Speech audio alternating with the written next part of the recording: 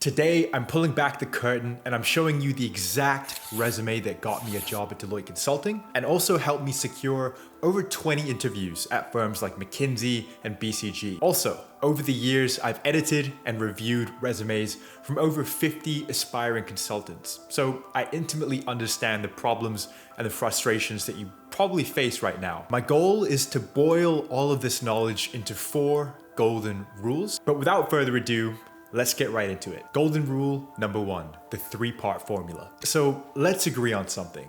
To perform at a consistently high level in any kind of endeavor, you need a game plan or a strategy of some kind. So why should writing resume bullet points be any different? For years, I used to write my resume without any real strategy or plan, and I was punished for it. And this is why I want to start the video by talking about a strategy that completely changed the game for me.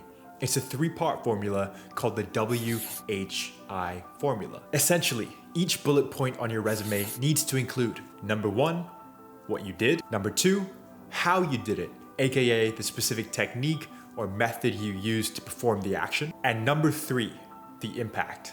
The impact is arguably the most important part as it shows the actual result that you are able to produce. The impact should usually be quantified numerically as a percentage or a dollar value. But I want to dig one level deeper and show you an example from my resume to bring this to life. Just to kind of set the scene a little bit, this bullet point is from my time in a college consulting club, and in the club I held a leadership position. Okay, so let's break it down with the WHI formula. Number 1, what I did. I coached members through the consulting recruitment process. Number 2, how I did it. I developed a 15-week mentorship program. And finally, the impact. I helped 65% of participants land roles at top consulting firms. Now, here's the key, right? The order of these 3 parts is completely up to you. If the impact of your work is particularly impressive, definitely go ahead and lead the bullet point with the impact first. Think about it from the recruiter's perspective, right? A large, impressive number is absolutely eye-catching to them. For example, this bullet right here. You can see that I begin with the numerical impact, closed $50,000 in grants. And it's almost an unfair advantage. It's like being on YouTube and having an extremely interesting thumbnail and title that really induces curiosity in the viewer and leaves them no choice but to click. Okay, now hopefully we're still on the same page, but just to kind of tie everything together, the WHI formula is a golden rule that will help your resume stand out in all the right ways. And by the way, if you've found this golden rule helpful and are excited for the rest of the video, please feel free to give this video a like. But anyways, on to golden rule 2. Numbers, numbers, numbers. Imagine this. 2 interns start their day at the same company. One of them is a hard worker, a go-getter, and the other one, not so much. Now, the hard-working intern hits the ground running every single morning. He makes 100 sales calls every single day. He builds rapport with customers, and he directly contributes to the company's growth. Unfortunately, we cannot say the same for the other intern. His day consists of 5 sales calls, a 2-hour lunch break, and a nap. Now, here's where it gets interesting, right?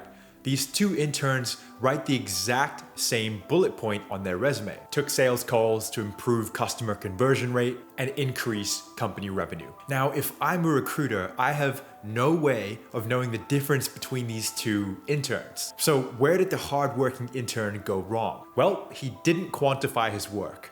Without numbers, hard work is invisible. Here's how the hardworking intern should have written that bullet. Do you see the difference?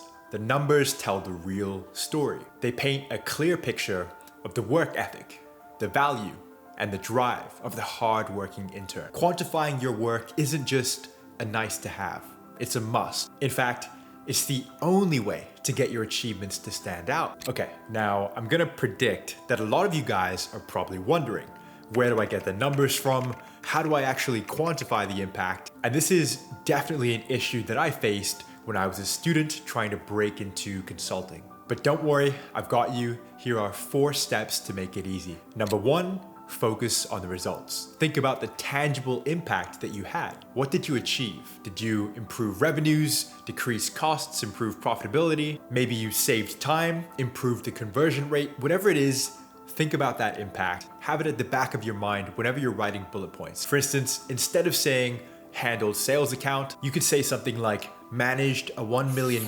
portfolio and over the course of 6 months, improved its value by 15%. Okay, step number 2 to quantifying your impact is frequency. Numbers aren't just about totals, they're also about scale. How often or how much did you do something? For instance, instead of handled customer inquiries, you could say resolved 50 plus customer inquiries daily. Step number 3, use comparisons. This is one that I think gets slept on a lot, but it's a really, really valuable thing to do. How did your work or performance compare to that of other employees at the company? For instance, you could say achieved a 25% faster response than the company average, or had a 10% higher conversion rate than the company average. Now, finally, step number 4, estimate when needed. If you don't have the exact numbers, do not sweat it. Just go ahead and use the reasonable estimate or a range. So instead of saying organized events, you could say something like led events with 500 plus attendees, and instantly the scale of the work and the value that you provided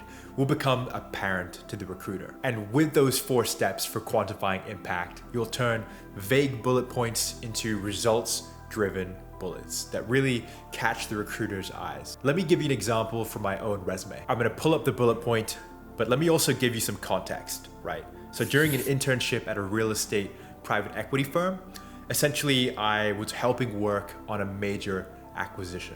And my role was to analyze comparable properties and to help determine what the purchase price of this acquisition should be. So here is how I wrote the bullet point. Now, what does this tell the recruiter? First of all, it shows the scale of the project, 324 units and $100 million in acquisition price. And it also shows the depth of my contribution.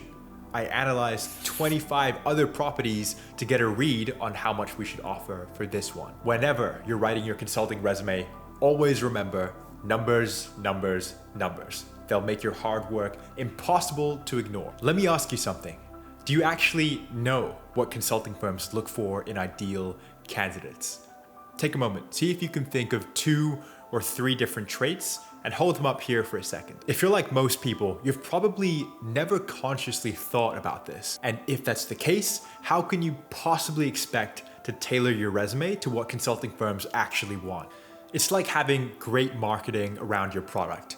The best marketing is always focused on understanding the customer. So why should writing resumes be any different? You need to understand what the recruiter and what the consultants who are looking through your resume actually want, what traits they want to see. So what are those traits?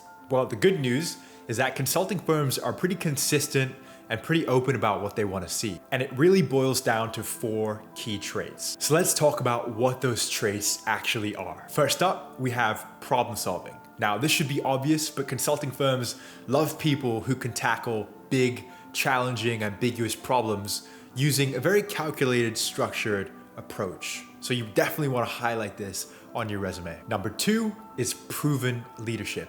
Consultants are always leading meetings with clients, driving things forward. So as a result, firms want to see that you are able to lead other people, to inspire them. Now, if you join the firm as an analyst right out of college, you're probably not going to be doing a whole lot of leadership during your first year, but they still want to see that potential to lead others on your resume. The 3rd trait, and probably my favorite, is entrepreneurial drive. This really means that you aren't afraid to take initiative, to try and get the ball rolling and make progress on a problem or a project when you don't really know what the best protocol is to move forward. If I could summarize this 3rd trait in 4 words, it would be roll up your sleeves. Now, the final trait is personal impact. This goes back to what we previously discussed about quantifying your results and the work that you've done. So now, based on the fact that I've mentioned it twice, you hopefully get the hint. This is a very, very important thing to do. So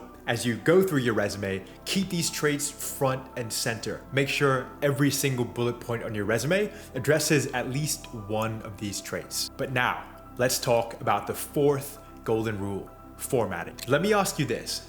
Do you know the quickest way to get a recruiter to instantly throw out your resume? You can probably infer based on the title of this golden rule, but we're talking about formatting. It doesn't matter how impressive your achievements are, if your resume looks messy, unprofessional, and sloppy, all of that goes to waste. All right, now consulting is a field where attention to detail and being really diligent with that is really, really important. It's crucial. And if the recruiter goes through your resume and sees that, maybe the bullet points aren't fully aligned, that's a massive red flag that you don't have that attention to detail and you would not be a good fit at the consulting firm. Unfortunately, formatting is not something that you get a ton of credit for, but at the same time, if you mess it up, recruiters will definitely notice and penalize you for that. So I'm gonna throw up a resume formatting checklist on the screen.